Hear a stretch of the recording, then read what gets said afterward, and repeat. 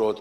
Why? Because we are not going to just give fish to these people, we are going to teach them how to catch fish. And they will be standing on their own feet within 3 to 5 years, and that will give strength to this economy. So what are we doing in the long run then? What we are doing over there is, in the long run, is we want to have an inclusive and sustainable growth which will carry us into the next 20 to 30 years, and that's when we will become an economy, but it used to be the 4th largest economy in the 60s. Maybe in the next 10, 15 years, we are not the 4th largest economy, but we certainly will be in one of the top 10 economies in Asia. And once we have that stable economy and stable economic growth, I think you guys in petrochemical who know more about petrochemical can invest. Thank you very much.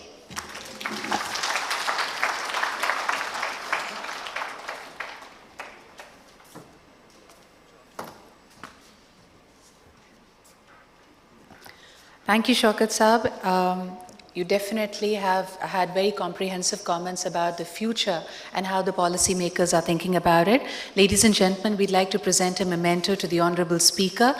We're very grateful, sir, that you could make time and be here. For this, may I request Mr. Sajid Aslam of ACCA and also the Chairman BOI, Mr. Asfar Ehsan, to present this memento to the Honorable Federal Minister. Ladies and gentlemen, a big round of applause, please.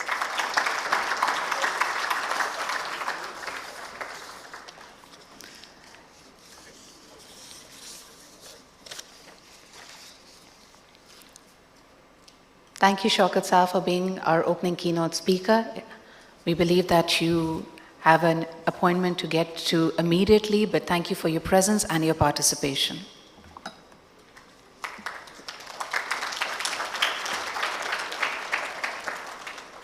Ladies and gentlemen, as we have the key players of the industry in this room and all relevant stakeholders, I think it would be rather juvenile of me to be going into the details of petrochemicals, but we also have friends from media. So petrochemicals immediately is not just about your supply of energy, oil and gas, alternative resources. It affects every area of our lives, from the carpets that we use to decorate our homes, to the plastic bottles that carry the drinking water that you have, to our cosmetics, to our pharmaceuticals. It affects our lives and our manufacturing and our economic realities in more ways than we can imagine. And another reality is that we are nestled in a region where we are surrounded by petrochemical giants. India, in fact, has an enviable petrochemical industry that currently banks at about $700 million US and is projecting a growth of about 12 to 15%.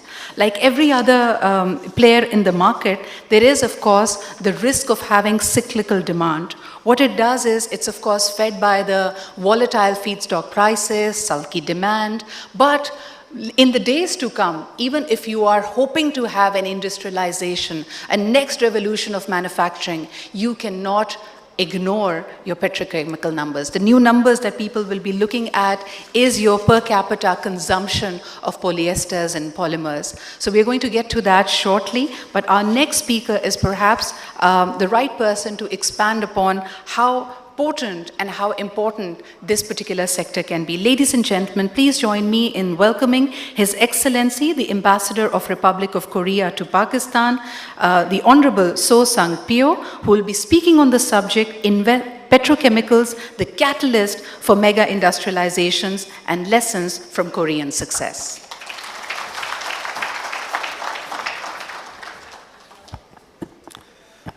His Excellency, Federal Minister for Planning, Development and Special Initiative, Asha Omar, His Excellency, Chairman of Board of Investment, Mohammad Ajaf Hassan, and Excellencies and distinguished participants, Assalamu alaikum. Good morning. Yeah.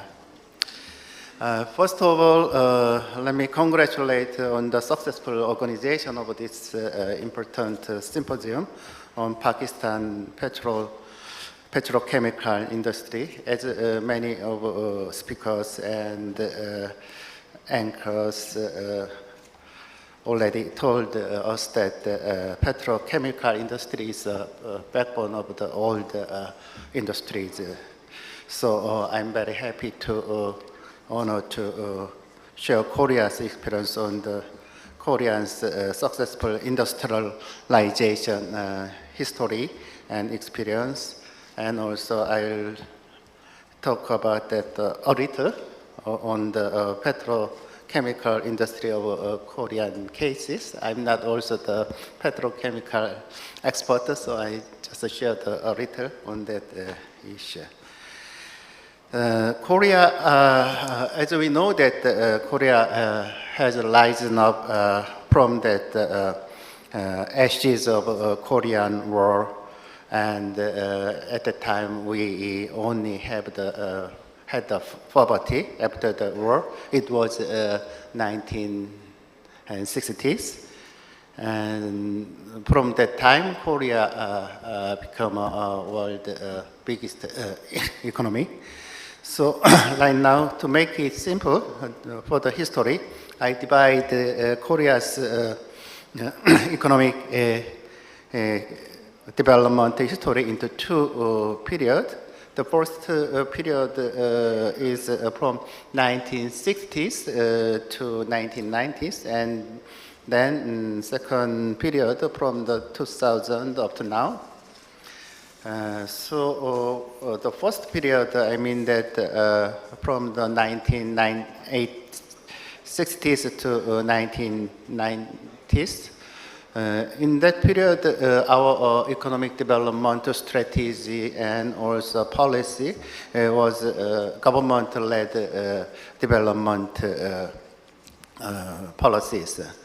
That in those days, Korean government drafted 5 years national economic plan, economic development plan. So with that, we supported all the Korean companies.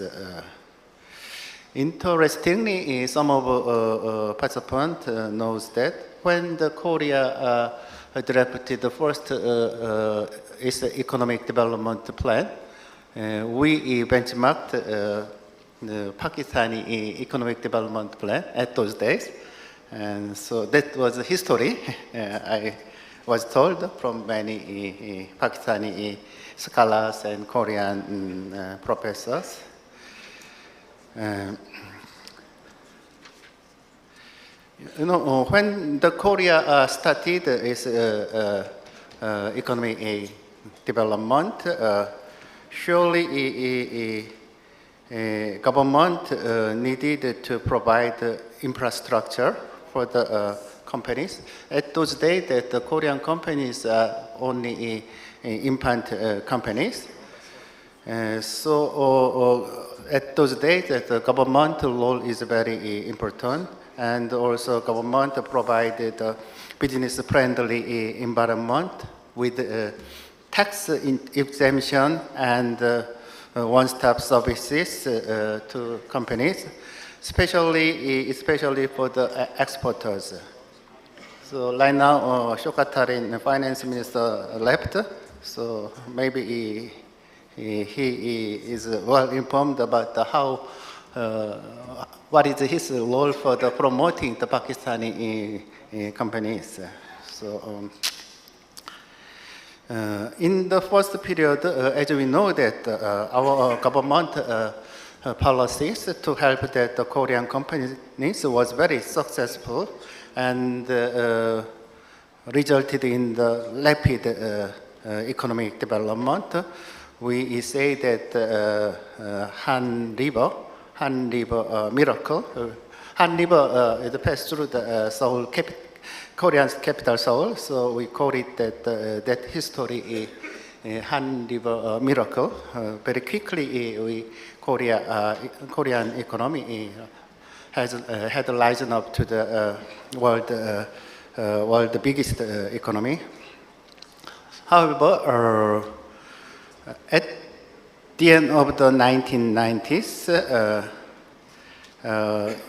a huge economic crisis hit the Korean economy. That means that at some period, government-led economic development policy, it works. But actually, when the economy reached at some point, we need private sector's input to boost that economy. So from the 2000, private sector led Korean economic development. It was possible because that from the 1996 to 2000, already there were many Korean companies enough big to survive by themselves, and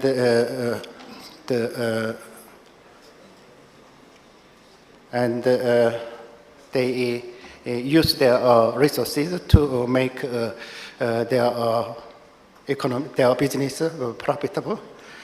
So in those days that we see that much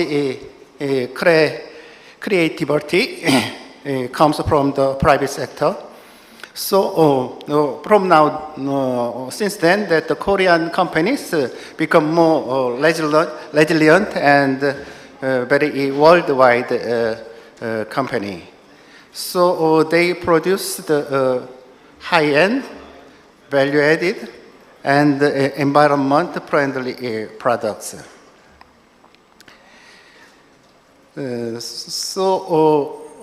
From that time, first period, we more focused on that manufacturing industry. But second phase is, as we know, that Korean companies, they put more focus on the IT industry and service industry. And we know that famous Korean pop star BTS, so cultural and entertainment industry, that makes a huge profit to the Korean companies. That's the second page is our development. So let me talk about quickly petrochemical industry of Korea. Surely petrochemical industry played a vital role in the process of Korea's economic development. Still, I found that petrochemical industry in Korea accounts for 6%. It's a very huge one. Korean economy is so big, so 6% of Korean economic volume for petrochemical industry is so huge. And I found that also 80% of total export from the manufacturing goods is petrochemical goods. So still petrochemical industry in Korea is so important. And then we know that petrochemical industry, they provide the supplies essential material to other industry. Korea has a huge industry, automobile and electronic industries. All the essential materials comes from petrochemical industry, flow to these automobile and electronic industries. So petrochemical industry is very important in Korea. Also, I guess that in Pakistan, also a very important industry. So we see that several good Pakistani petrochemical companies here. And when I met businessmen from the petrochemical companies of Pakistan, they talk about that more proactive policy from the government for petrochemical industry. I guess it's important.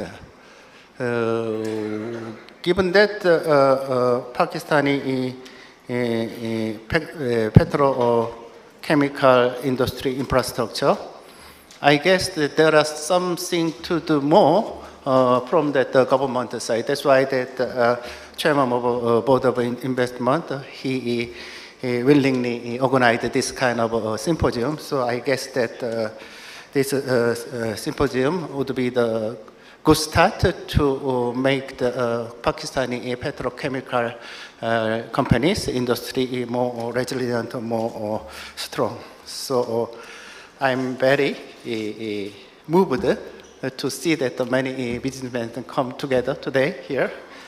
And finally, as Ambassador of the Republic of Korea, I share a little about the bilateral relation between Korea and Pakistan. And recently, our relation, especially economic relation, have grown up a lot due to the good initiative and very helpful measures and policies from the Pakistani government. So if I mentioned a little, a few, recently Korean construction and energy companies have newly invested 2 more Pakistan hydropower projects in Khyber Pakhtunkhwa province, which amount to $1.5 billion US. That project will help the Pakistani energy supply. And also, you see that many Korean car, Kia and Hyundai, right now we had a joint venture between the Korean companies and Pakistani companies, and recently Samsung mobile phone is being produced in Pakistan. And the last month, Korean former foreign minister visited here, and she met advisor to Prime Minister for overseas Pakistani. And then at the time, Korean government committed increased the quota of the Pakistani workers in Korea by 50%. The number is not so big in comparison to Saudi Arabia, but still we increased 50% of quota. That makes that a year 1,000 Pakistani workers are allowed to work in Korea. Right now, 1,500. So recently, Korea and Pakistan relation have increased a lot. So in coming years, I only see that more strong, more close relation together. And finally, I hope that this symposium can make a meaningful contribution to the ongoing effort of the Pakistani petrochemical companies and the government to promote petrochemical industry in Pakistan. Thank you. Shukriya.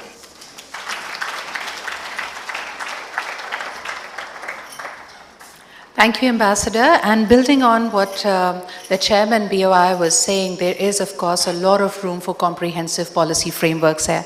Ladies and gentlemen, the Honorable Federal Minister, Janab Asad Umar Saab, had to leave for an urgent meeting, but he relays to all of you that he will try his best to rejoin us before the closing of today's event. But this symposium is very important for his department as well, for his ministry as well. And the plan really is to put Pakistan on that path for mega-industrialization. Very recently, just as the Chairman BOI alluded, a delegation from OICCI also met with the ministry, with the Prime Minister, and expanded and elaborated that how, even in the short term, this comprehensive policy and an emphasis on petrochemicals can attract an investment up to $3 billion in Pakistan. This in itself is going to improve the investment to GDP ratio of the country by 100 BPS. But if we look at the region, why this is important, and especially for the players of the OICCI, because they're just not looking at Pakistan, but the entire region. Earlier, when I made a comment about India, people say it's an unfair comparison when we compare ourselves to the manufacturing giant of the world. So let us also maybe perhaps take a minute to look at Iran. We know that in 2018, there were sanctions import of them, and their crude oil exports did take a hit. But today, their oil-based products have a much greater export than the crude oil itself. Just looking at the numbers, back in 2019, the petrochem exports of Iran stood at about 20 million. Today, it's about in 2021, it has crossed 27 million US dollars. About the capacity, again, the numbers are enviable. The Iranian petrochemical capacity back in 2020 stood at 90 million, which is up starkly from a 77 million US dollars of 2019. And again, the projection is that this year they will very well cross the 100 million mark. So there's a lot of pulling up the socks that we need to do to stay competitive even in our own region. So ladies and gentlemen, how do we plan for that? And what are the national and the international players thinking? Please join me in welcoming the President of OICCI, Mr. Riaz Khan, to comment on that.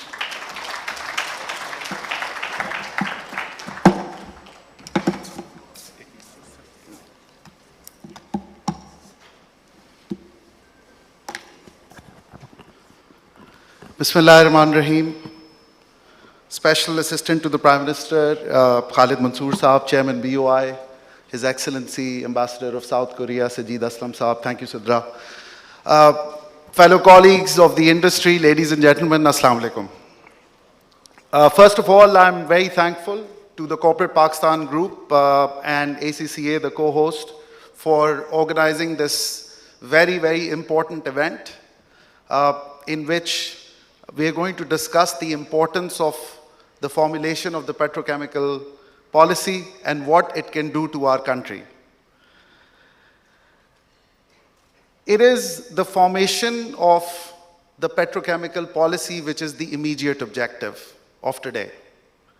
But it serves a very long-term goal of increasing investments in the country, both by local and foreign investors, and facilitating foreign investors, enabling foreign investors, and acting as the ambassadors of this great country is one of the core missions of the Overseas Investor Chamber of Commerce.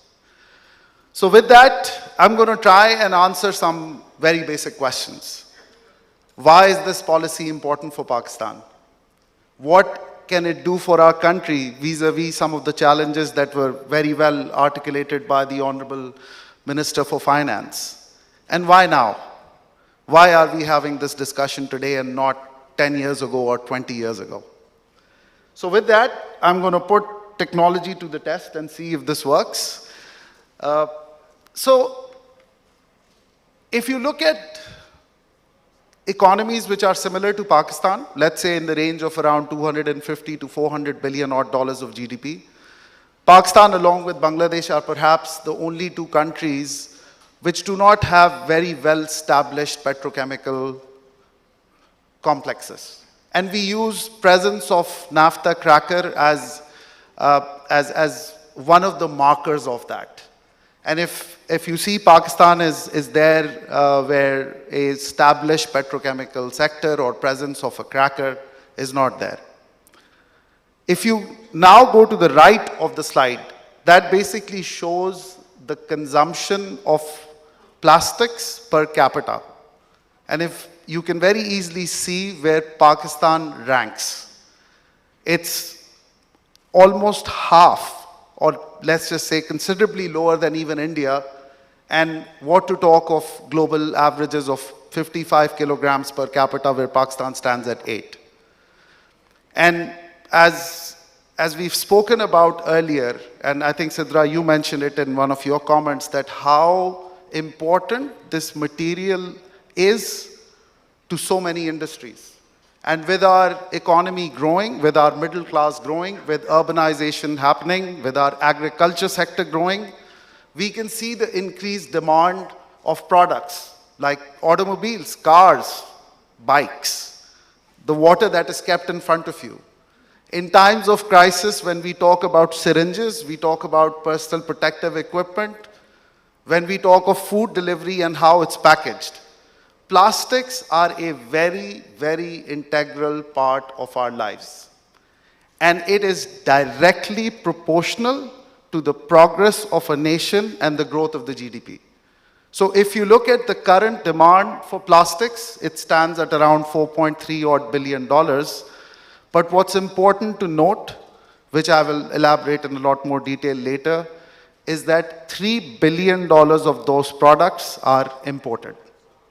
And that import, with the growth of our country, inshallah, and as I mentioned, with the growth of our consumption, the growth of our middle class, will increase to $4.5 billion approximately by 2030. And that is assuming that if Pakistan stays as low a consumer of plastics, much below India and global averages. So this number is only going to grow. If we move on and look at, and if we, just to simplify this, if we were to divide the petrochemical sector into downstream, midstream, and upstream, upstream meaning very complex industrial complexes like crackers, which cost about anywhere between $3 to $5 billion of investments, which are obviously which need a much more established downstream sector to operate, are still some distance away. We have a fairly established downstream sector, but the real opportunity that lies for Pakistan is in the midstream sector. Because if the necessary investments are made in the midstream, where investment sizes are somewhere around $500 million to $2 billion, then it will lead to the development of the downstream sector, as well as it will give us the opportunity to make those large-scale investments in the upstream. And this story has played out in multiple countries. And I've just stated the example of Vietnam, which followed a very similar path, where midstream investments were made, and now Vietnam is looking to establish its first naphtha cracker. This is a slide which will attempt to answer that why is now the right time. So what you see over there are all the standard petrochemical products, starting with PET, PTA, PVC, PP, methanol, lab. Just the product which is in front of you right now, the bottle is made out of PET, the cover is made out of PP, and the film that you see which says Nestle is also an application of polypropylene. The construction sector uses PVC for piping, and then, of course, PTA, which becomes a very important raw material for making PET. So the applications are going to increase, as I said, with increasing demand, and hence the size of demand for each of these products will continue to increase over the next 10 years. And what I want you to pay attention to is the global scale of each of those product categories. What do I mean by this? The market of each of these products now in Pakistan has reached a level that Pakistan can accommodate a world-scale plant. In industrial complexes, it's very important to operate plants at scale because it has a huge impact on the economics, on the variable cost. And hence, the importance of coming up with a petrochemical policy now is more important because each of the product categories have hit global scale demand. And that is why this becomes the need of the hour. I am very thankful to all the people who have contributed to coming up with suggestions on the policy, and the reason for that is that a lot of the companies right now are in the process of developing projects to the tune of almost $4 billion. And the names of the companies are in front of you, and their representatives have been kind enough to be here. This slide basically elaborates on what the Honorable Finance Minister said earlier, that Pakistan clearly needs to increase its savings rate, which will have a direct impact on our investment to GDP ratio, which will lead to growth.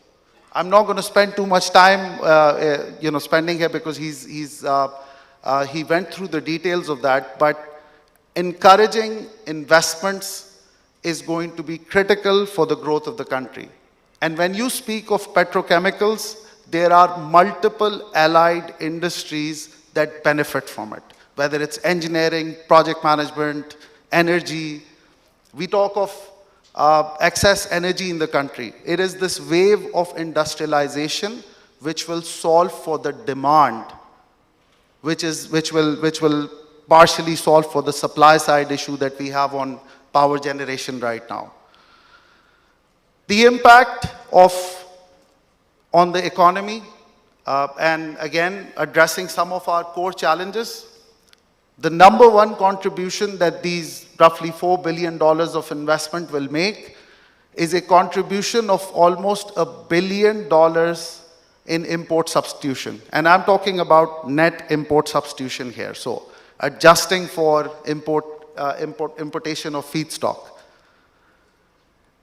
Obviously, these setups will contribute in shape of direct taxes.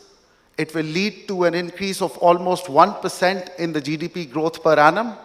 But last but not the least, it will result in creating jobs, which is, of course, the need of the hour. Formulation of policy leading to investments is not new to Pakistan. We've seen it play out many times, whether it's the fertilizer sector through the fertilizer policy, the petroleum policy, the auto policy, power policy. Now we can obviously stand here and make criticisms of what was wrong in each policy, and that's part of life. We all will, inshallah, learn to improve as we grow as a nation. But one thing is for sure, that all these policies have added tremendous economic value to the country. So presence of policies leads to investor confidence, which leads to investments and growth. And this is something which I'm highly appreciative of the Prime Minister and the team from OICCI, which went and visited him, where he also recognized the importance of coming up with long-term policies to encourage investments. What are some of the basic things that are being demanded when it comes to the petrochemical policy? I'm not going to go into a lot of detail. I'm just going to talk about two things. Number one, some of the benefits on the financing that we are requesting for are very similar to what is given to textiles and exports. And our reasoning is very simple, that $1 saved for Pakistan through manufacturing and import substitution is as valuable as $1 earned through exports. And that is something we need to realize. The second element, which is, I would say, the elephant in the room, which is our request for tariff and duty protection. So I'm going to spend some time on this, because this is very critical, and we need to delve a little deeper into this rather than avoiding it. So allow me to use an example of a project that Engro is developing, which is a polypropylene plant. So allow me to take off my OICCI hat for the next, I would say, 2 minutes. So the polypropylene plant will result in an import substitution of about $350 million every year. And the additional duty which is being requested for will come to around, if all of it is passed down in shape of pricing, will come to around $60 million per year. So one could argue that the inflationary impact of this pass down of duty will be $60 million. But this $60 million will be spread over goods worth around $40 billion. The amount of polypropylene in that water bottle is minuscule. When you speak of a cost of an automobile, the amount of plastic that goes into it is much smaller compared to the overall cost of the vehicle. So this $60 million is going to be spread over a large number of products and will lead to an average increase in price of 0.1%. On the other hand, you are saving $350 million a year. It is a very clear-cut, straightforward choice, particularly for Pakistan. Because the inflation that we need to worry about is the one which comes from systemic devaluation that happens in the country.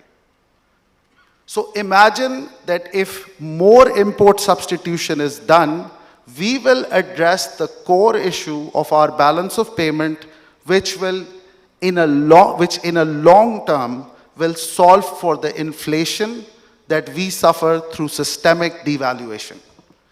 And that is something which the policymakers, I'm hoping, will need to understand, that while this 8%, 11% duty is required, it actually addresses the core and is as important as earning dollars through exports. This is not something, whatever we are demanding in the policy is not something which hasn't happened in developed countries. The Honorable Ambassador from Korea spoke about the whole Korean story. And these kind of concessions and through policy measures were given to the businesses over there also. And a country which started on this journey in 1970s and 80s, 2 years ago exported around $27 billion worth of products. And IMF is also not a worry, because Egypt has gone through a very similar program and their petrochemical sector has gotten similar kinds of concessions. So overall, as we say that for a lot of the things that the country is going through a very important juncture, मुल्क एक बड़े नाजुक वक्त से गुजर रहा है, but this is also a very important moment for us. We can either choose to continue being an import-led economy or invest and make the right moves which will promote industrialization and work towards the longer-term benefit, come up with a solid policy which will not only enable foreign direct investment, and as an OICCI member and president, which is my foremost goal to communicate today.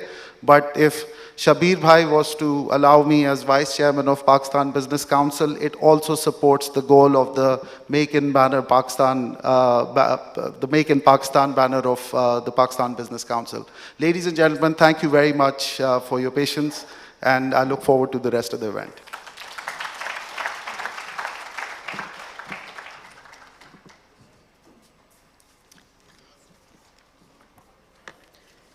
Thank you, Mr. Khayas. And ladies and gentlemen,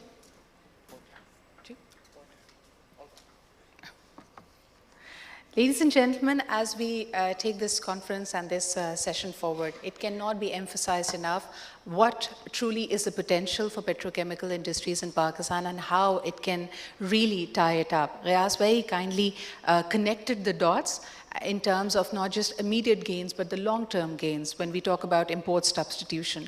But it is also no secret that yes, there might be pieces in the policy making which are perhaps missing, and we need to work towards a conducive framework, but other countries have been able to start off things and build their capacity at a much faster rate. From the time of inception to actual commissioning, these petrochemical industries and subsidiary companies take a much shorter time than Pakistan. What seems to be the hurdle?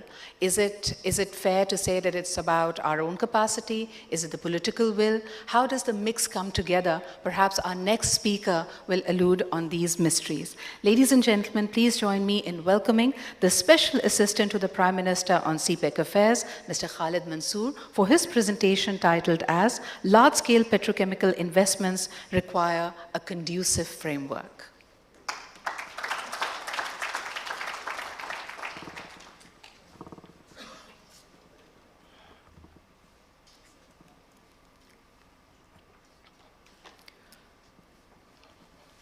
बिस्मिल्लाहिर्रहमानिर्रहीम क़ाला रब्बिश्रह ली सदरी व यस्सिर ली अमरी वहलुल उक़दतम मिन लिसानी यफ़क़हू क़ौली।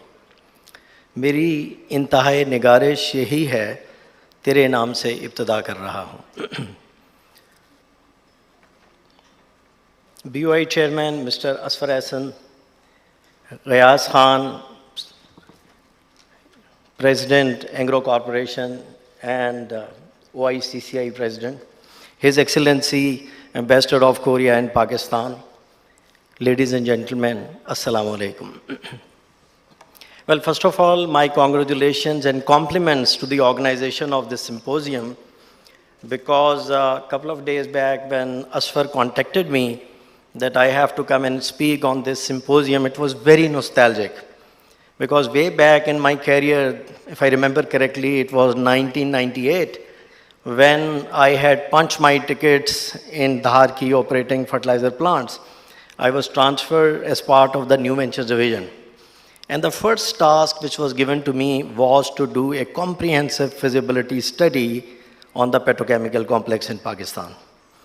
And it was very interesting that at that point in time, the vision of Engro was that we wanted to be a diversified petrochemical company operating internationally. And that was the dream of my mentor, late Shaukat Mirza Zaza Sahab, Allah Ta'ala unki maghfirat kare. And he was so passionate about it that he called me and he said that you have to make it happen. Cut long story short, I was empowered with a budget of about $3 million US. I was allowed to induct a team, and I still remember I put together a team of at least 4 or 5 analysts, very young graduates from LUMS and IBA, couple of technical people, and whatever I brought to the table. And in addition to that, we inducted the world-renowned consultant Chem System from UK.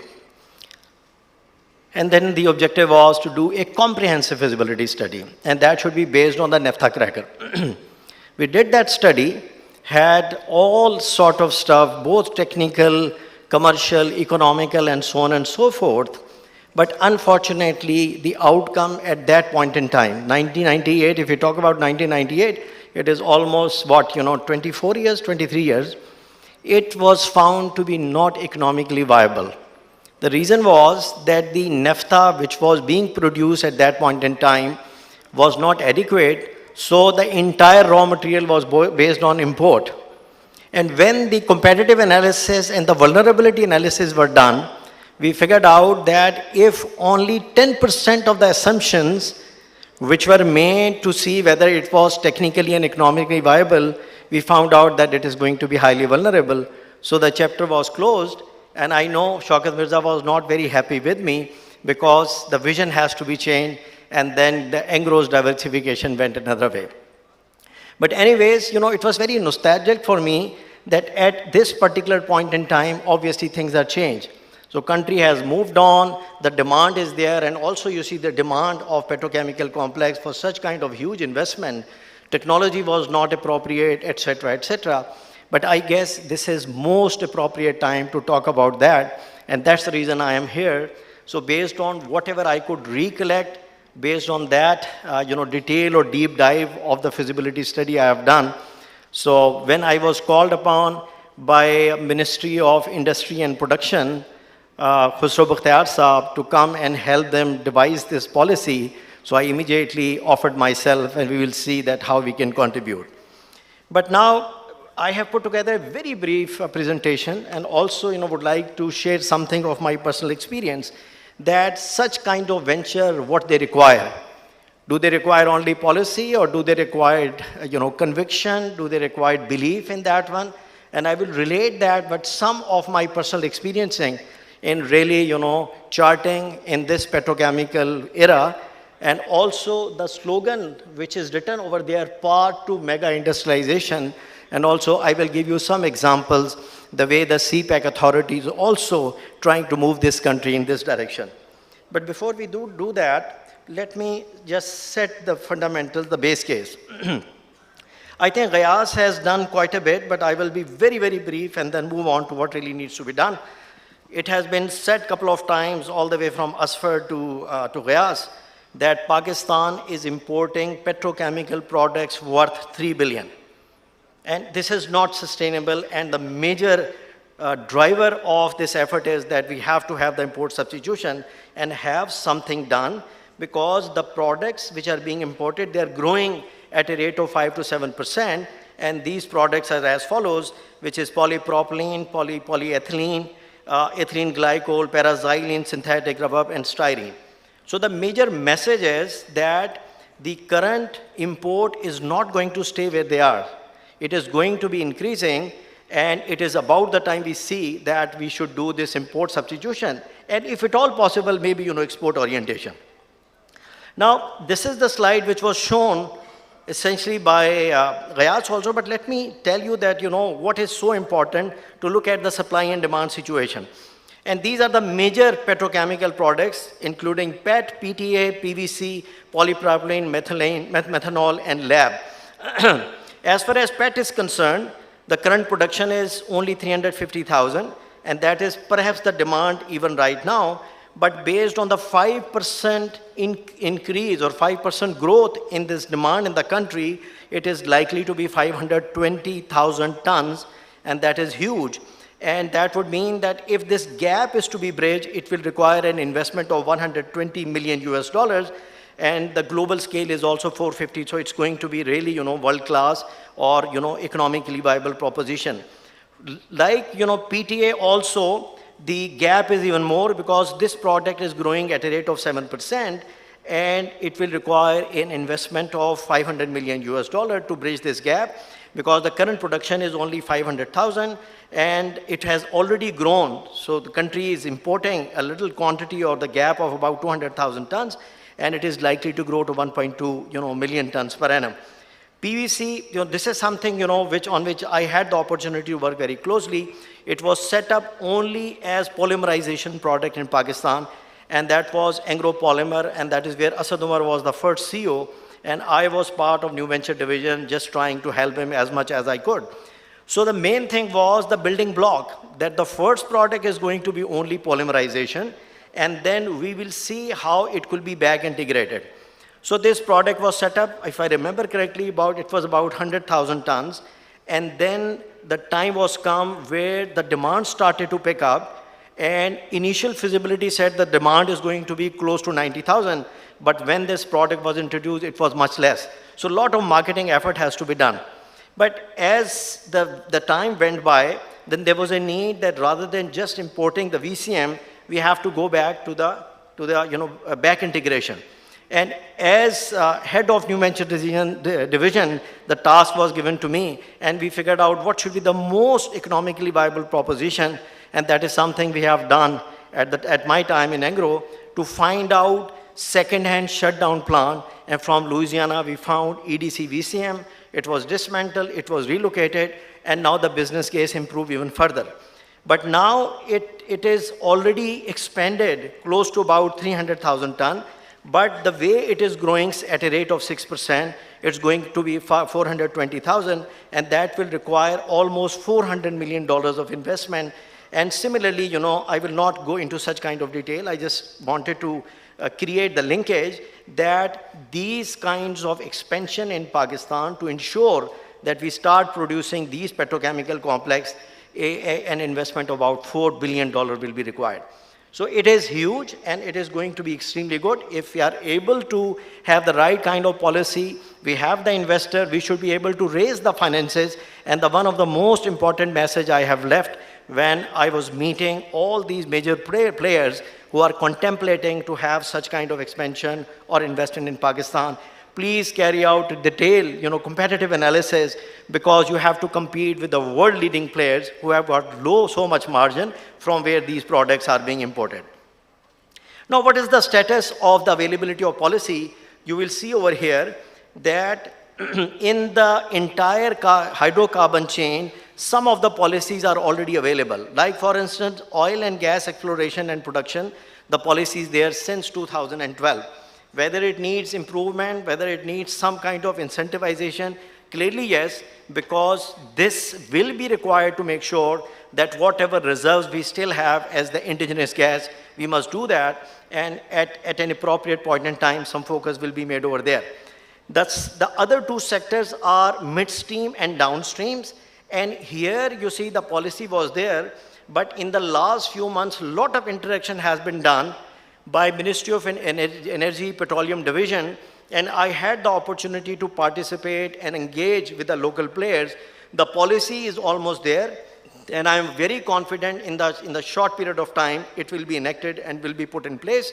But let me tell you that this was probably for the first time I have seen a lot of interaction of the government with the private sector to find out what they require, why they require, and after a lot of dialogue, the first draft was presented in Cabinet Committee on Energy, and they have asked, a few questions. Those are being addressed, and I'm very sure that this policy will be announced. But why we are here right now and talk about there is no policy for petrochemical?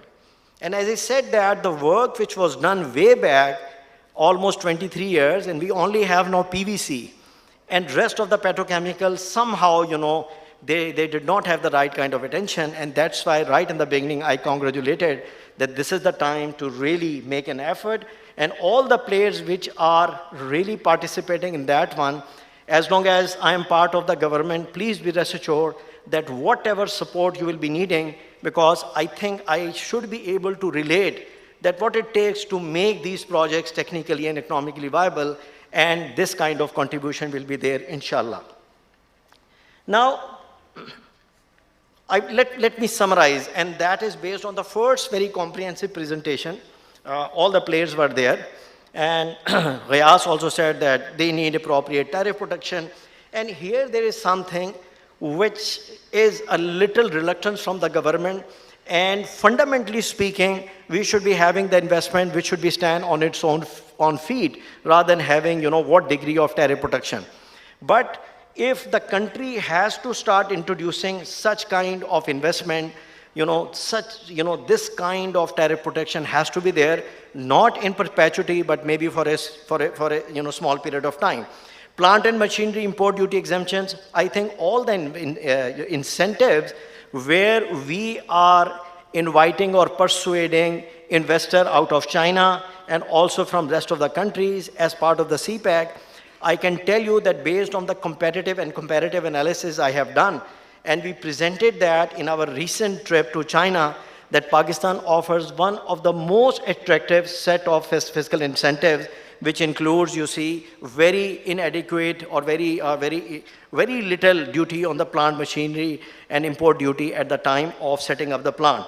Income tax holiday for a period of 10 years, and then, low cost local financing, the same kind of financing, because this is going to be a big part, because for any project financing, you have 75% debt and almost 25% equity, or maybe 30-70, or maybe 40-60, whatever. But some portion of this lending has to be done from the local financial institution. And what they are demanding that some kind of incentive should be given, like we have the textile sector, and also the requisite infrastructure. So that's fine, and let me address this case over here, that it was heard very appropriately by the ministry, and NTC chairperson was also there. I was asked to be a part of that committee, and as the time I go back, if you maintain the follow-up, I think we should be able to put this policy in place, and then take it from development all the way to the execution. But whether such kind of initiative is going to be sustainable, I have to narrate a story to you. Power sector, this is the major issue of Pakistan. But what we used to have one of the most inappropriate choice of fuel. Like for instance, 38 to 40% of our power generation used to be based on furnace oil, and that was also the imported one. Unsustainable, and that was causing a huge account deficit, and unsustainable. When we looked at Pakistan versus the rest of the countries, we figured out that almost all the developed and developing countries, their major power generation is based on what? It is based on coal.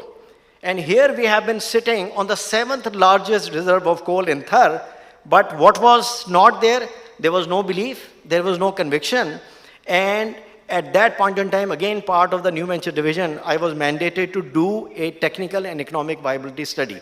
So we embarked on, and I must say with a lot of pleasure that this is the first public-private partnership which was set up, because such kind of undertaking required a huge investment in infrastructure. That is what you are asking right now for the petrochemical also. And RWE or Germany was engaged, and when we find out that it is one of the most appropriate initiative of Pakistan to have the energy security. So when we were dealing with the bureaucracy at that time, you see, nobody believed that we will be able to make it happen. But what was there? Only one thing, Riyaz. It is conviction, it is confidence. And when I used to narrate that to some other people, that look, what is Thar? Thar has got 175 million tons of coal. 175 billion tons of coal means what? That we can generate 200,000 megawatt for 100 years. And then also it has got potential to get, the gasification, and then when you have the petrochemical complex and the petrochemical complex also.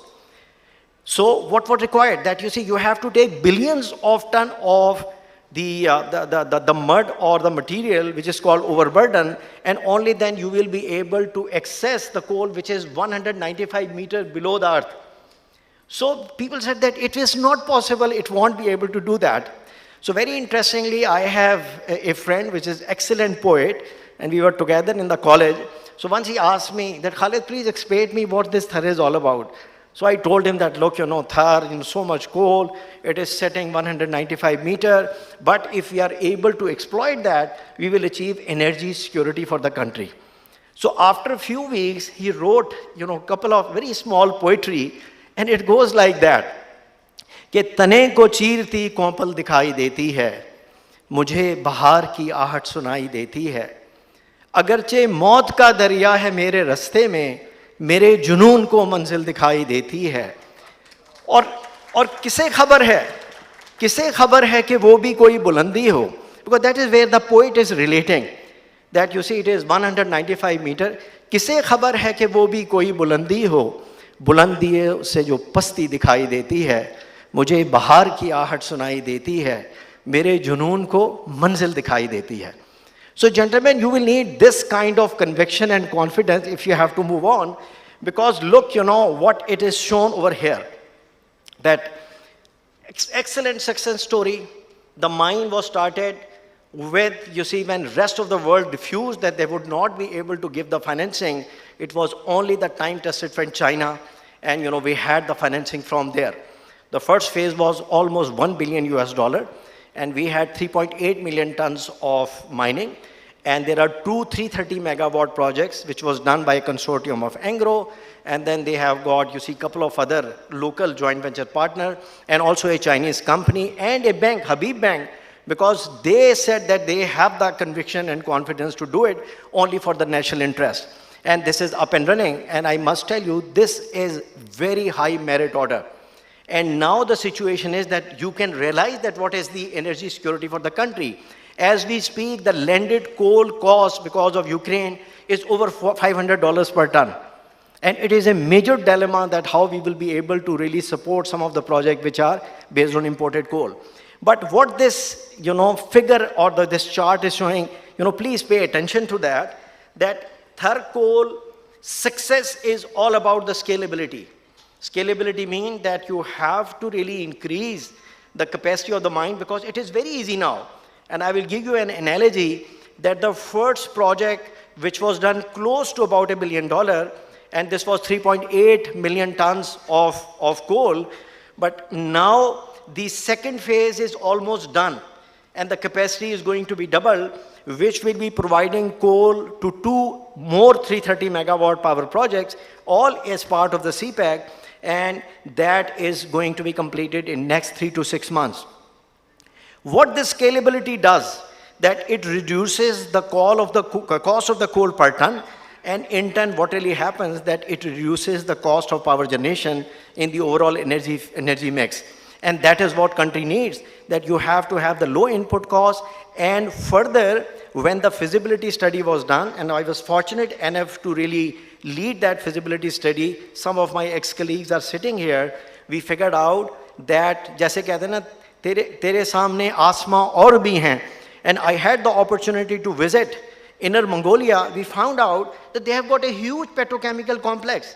And I'm talking about, this is 2008-9 time period. And what they do, essentially same quality of coal, they gasify it. And once you gasify it, this is called synthesis gas.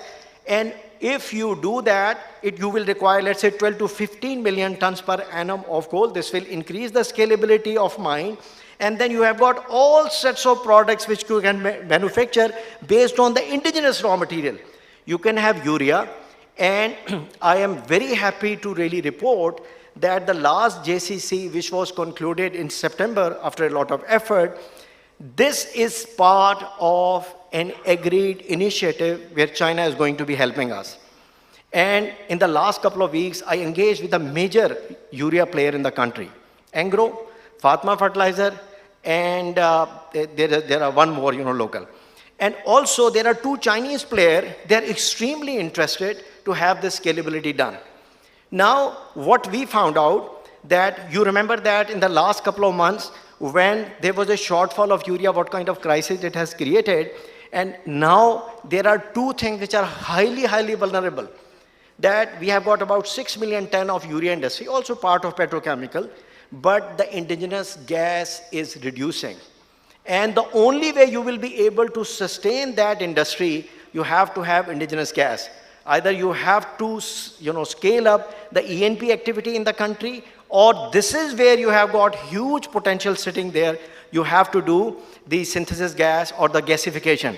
And this is part of the CPEC, and it is ratified at the highest level.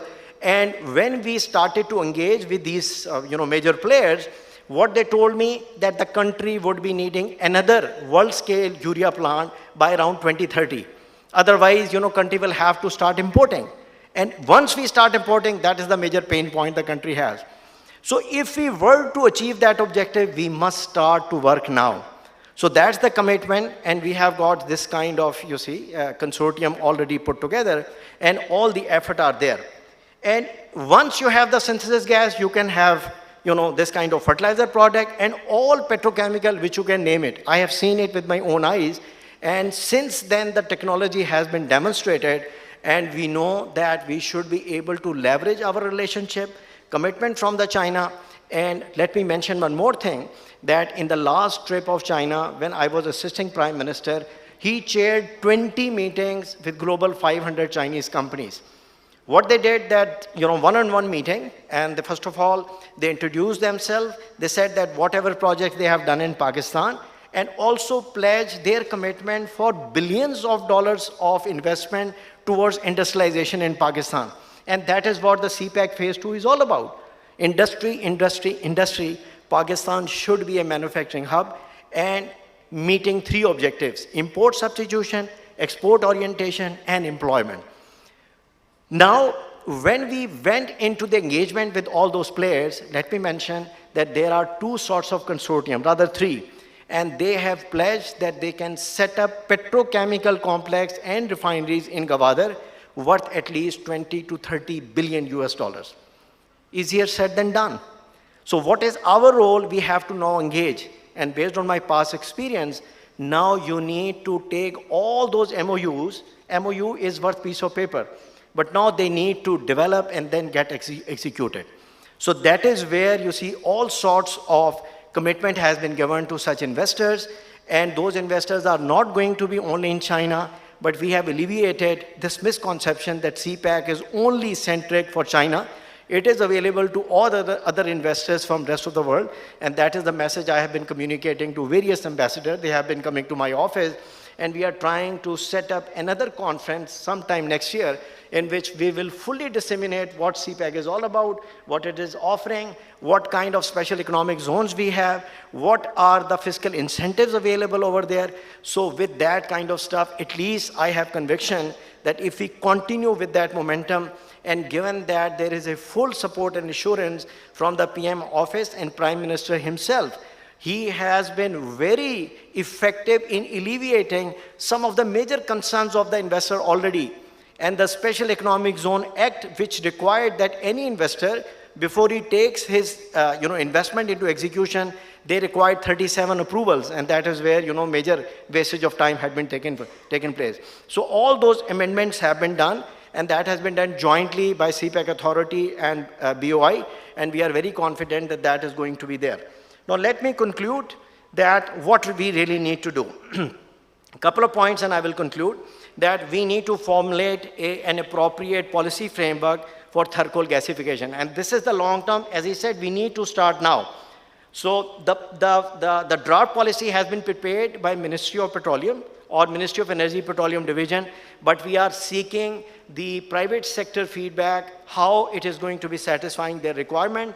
Thar coal chemical industrialization zone may be established with SEZ incentives, because we have already available, there are 9 special economic zones under CPEC, otherwise there are total 22 special economic zones in the country, so we can have a similar stuff, we don't have to reinvent the wheel. We need to develop and implement infrastructure project, and one is very important, and again, we are leading it in close cooperation with with Lucky Power. Engro is there, and this is the project which is going to be replicate of what we have done in Thar, which is public-private partnership, and what it offers, that the phase 3 of Thar is about to happen, because you need more coal to support 2 major projects. One is 660 megawatt project in Port Qasim, and contractually they are obliged to use Thar coal. So they won't be able to transport this coal based on road transportation, so you need a road network. So this project feasibility is almost completed, and Public-Private Partnership Authority has already ratified that, and we will be introducing that inshallah very soon. And I'm very confident that that is going to really not only scale up Thar coal, but also provide such kind of energy or raw material for even cement industry, for them to stop importing almost 14 to 16 million tons. Just 2 points, I'm done. Road shows will need to be done for bilateral agreement with China and other countries. We need to strengthen coordination at all levels of government for timely approvals and policy implementation. This is very important, because once the policy is there, it requires, you see, input from all the relating ministries, and this kind of coordination will be done. And last but not the least, we have to enhance E&P activities, because I believe we still have a lot of indigenous gas. We have, you see, tight gas, we have got, you see, other kind of reserves available, but if the effort with the proper incentives are given, I'm sure that we would still be able to have a lot of indigenous gas. So that's all from my side. Thank you very much for your attention. Pakistan, Zindabad.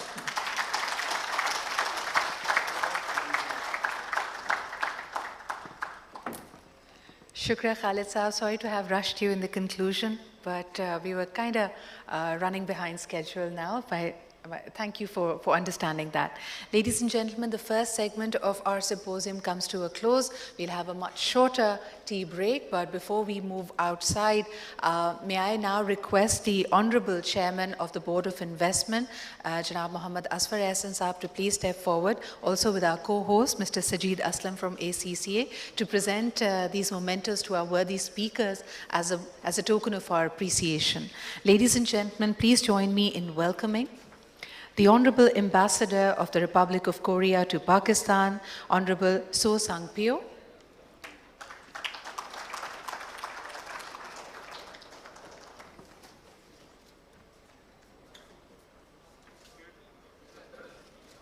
Thank you for a very comprehensive presentation about learnings and experience from Korea. Thank you, sir. Ladies and gentlemen, please join me in welcoming the President of OICCI, Mr. Ghayas Khan.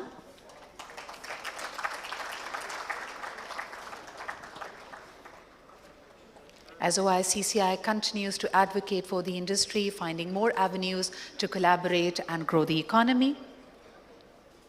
Last but definitely not the least, ladies and gentlemen, please welcome the Special Assistant to the Prime Minister on CPEC Affairs, Mr. Khalid Mansoor.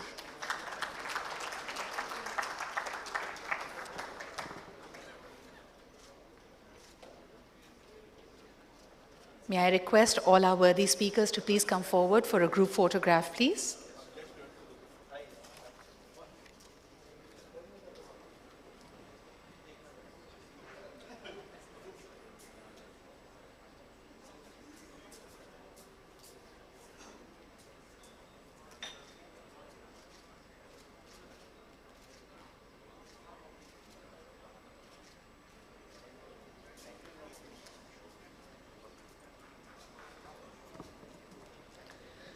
Ladies and gentlemen, we'll just have a short 10-minute well-being break for a cup of tea or to just stretch and perhaps bounce over some of the ideas you collected here.